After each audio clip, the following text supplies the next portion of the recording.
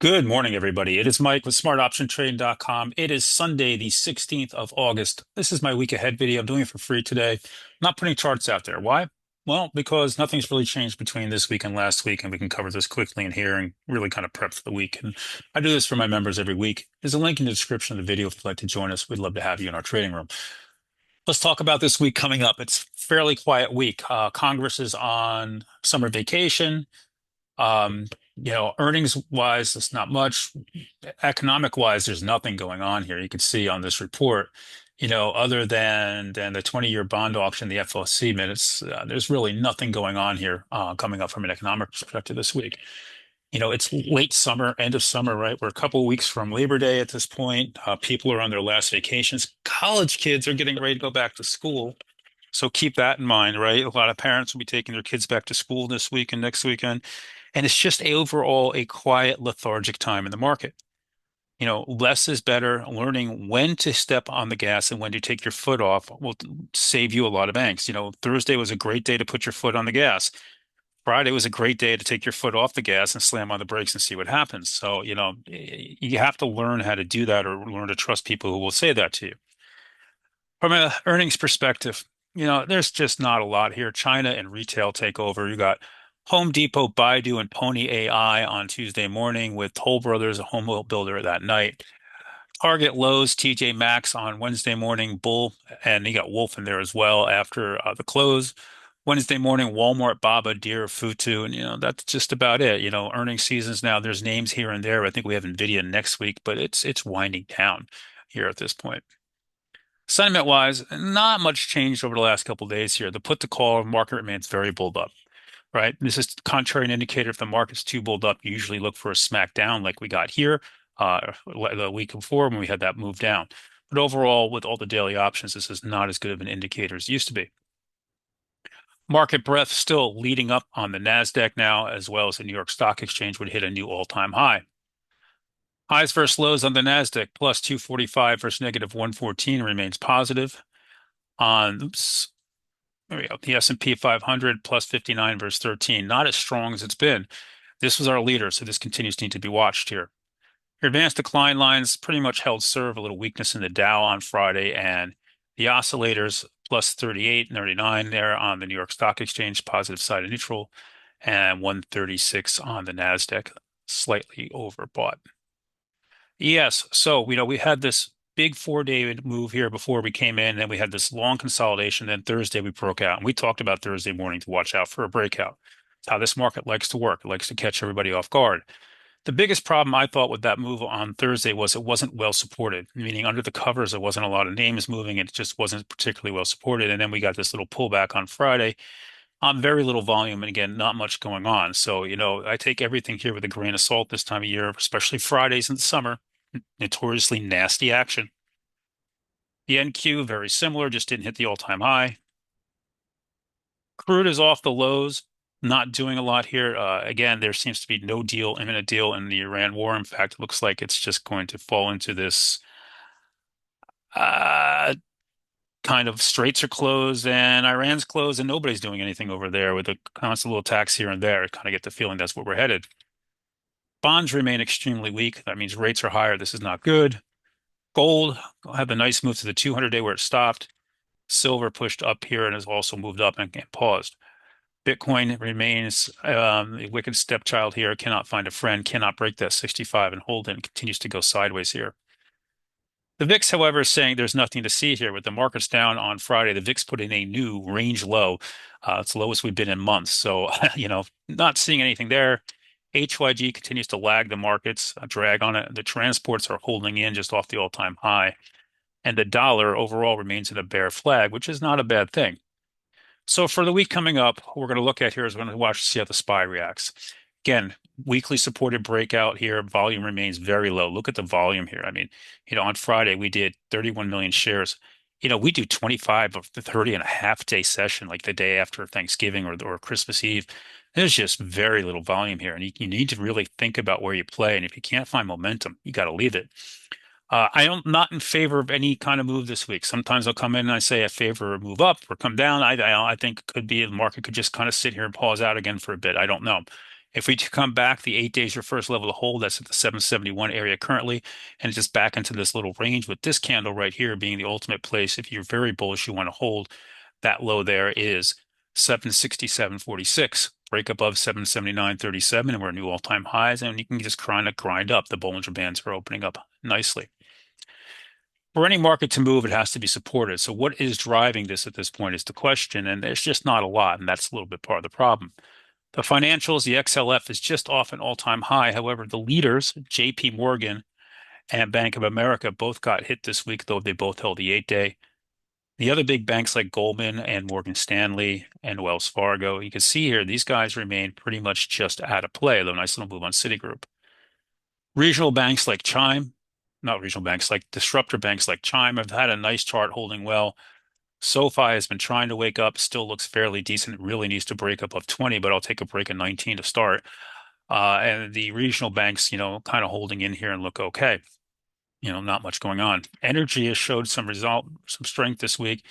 And this could be the thought here that the straits are going to remain closed and that the crude is going to continue to slowly grind back up if this remains the case. We're seeing incredible profits out of names like ExxonMobil and Chevron, which have woken up, and Oxy, right? So all these names are doing fabulous when it comes to that. XBI and pharma and biotech is holding in just off the highs. Lilly just off the all-time high. Amgen had a nice move to new all-time highs and is sitting there. J&J just off there too as well. Merck, right? You get the idea. There's still some strength out there in those names. Moderna here coming off the lows, even though that was a horrible report. So, strength in those names, and as well as healthcare, we still see some strength in names like that. Names like Boeing continue to just frustrate. Nice 3 day move and giving it back, but holding the 8 day. So as long as it holds the 8 day, we'll keep an eye on that. 220, 233.40 on Monday is the level I need to get above there. Cat's holding in well, names like that. The airlines, despite everything going on, continue to hold strong and overall not bad. And the payment space like Visa and MasterCard are just off the highs and holding very strong. PayPal, notably after their report, has been pushing up. There's no way they're taking that deal at 66 from Stripe. So the question is where it'll be. But PayPal should be on everybody's radar. If Stripe comes back and makes a better offer, and it would have to be, I would think, significantly better at this point. I would think if you're a PayPal investor at this point, you would probably want something more closer up into the 75 range to get that deal done, or even close to 80. I don't think they're going to make that offer, just saying that's what they're probably going to be looking for. What else? We go out there, as we talked about these different sections. Crypto names like Coin, remain very difficult here. Coin rejected a 21-day in that gap last week and back down. Hood looked so good after that bump on Thursday, then gave it all and then some back on Friday and just remained stuck. And, MSTR and BMNR until these crypto wakes up are just kind of stuck here with nowhere to go. What else? Talk about names like Netflix have woken back up. Netflix with a nice big candle there on Thursday and held in well on Friday, and it's in a breakout level here. This chart's trying to improve here, and if it can get above Friday's high, I think you can try to push yourself up into the 80, 82, 82.50 area, and then see if we can get up to that 100-day up around the 83.60. Names like Disney, which had a good report, breaking out here on Friday. I missed that, but also a nice move there. You get the idea. Reddit going into the S&P 500 had a huge candle, and overall, things are hanging in better around those areas.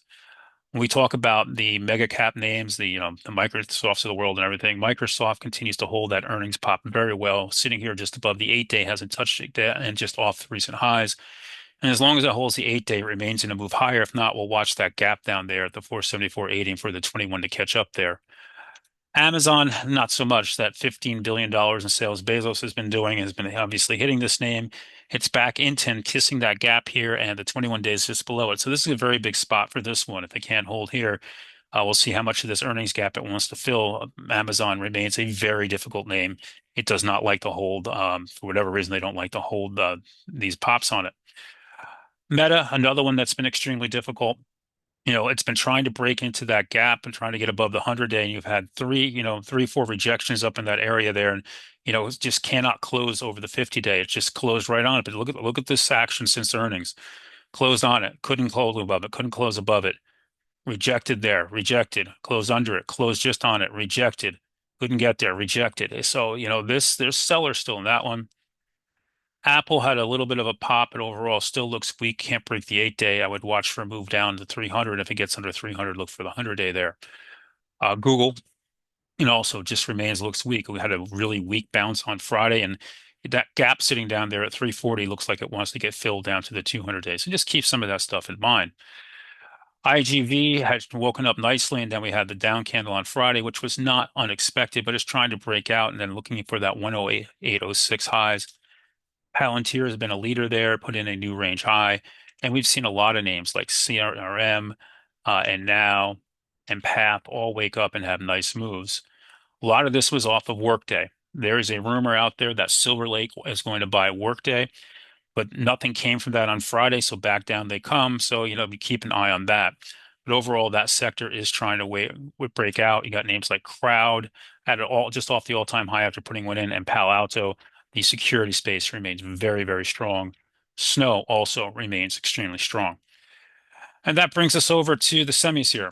We talk about the semis here, and you know, uh, they remain very difficult, mostly out of play. It's a very, very mixed sector right now. They've sold most names on earnings. And this was the leader. And this is one of the reasons this market's struggling. There's no great leadership right now. And the semis are more of a drag than they are anything, but they're sideways. So when you look around and you go out there, we'll start off with memory. You look at pace like DRAM. DRAM has been trying to lead. SNDK had that fabulous investor day, and it led to a nice big 2-day move to the 50-day. Now it's got to break that.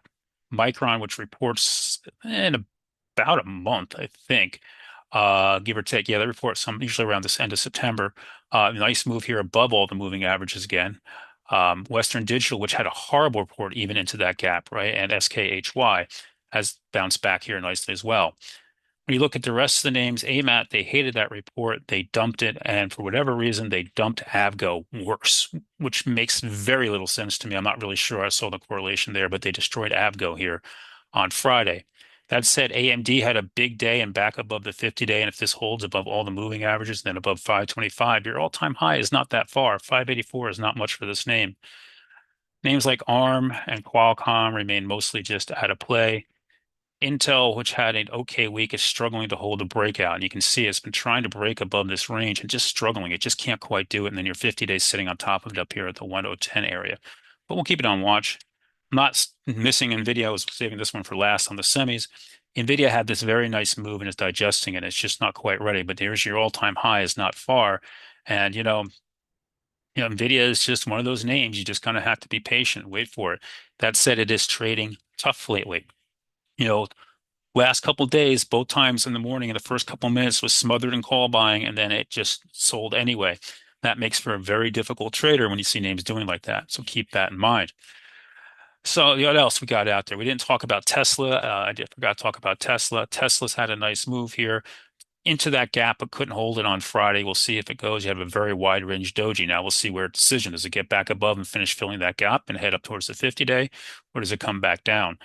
SpaceX, which was looking much better, had a nasty candle, but came way off the lows on Friday. I still think this is in a constructive chart. A typical IPO, you come down, you make this U-shaped move to go higher, and we seem to be working our way on that. There was a couple interesting things in the AI world I think I'd like to share with you guys as we move into this week. One was that OpenAI is losing top level execs. Very unusual to see that happening before you launch an IPO, because obviously they have a lot of futures. So, why they're leaving here and choosing to leave is an interesting question. The other one going on is there's talk now that the second quarter revenue from Anthropic was 1.5 billion. I saw a bunch of people going, "Wow, that's awesome." That's not awesome, and I'm going to tell you why it's not awesome. Because while it sounds good, they're spending, I don't know, probably close to 500 billion to a year at this point, and if not more. And how you're not even close to making or breaking a profit at this level. So I think some of these things need to be watched to see how they grow. Remember, they're looking to IPO if they hold to it in October. This AI trade is important to this market. If we lose it, like if for some reason companies stop spending money, we're going to have problems. So far, we're not seeing any signs of that, but watch the ROI.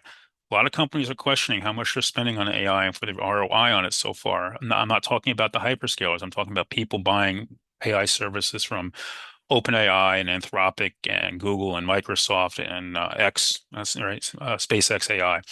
Right. So keep an eye on all this and see how this goes. Bottom line is it's going to be a slow, quiet week, probably.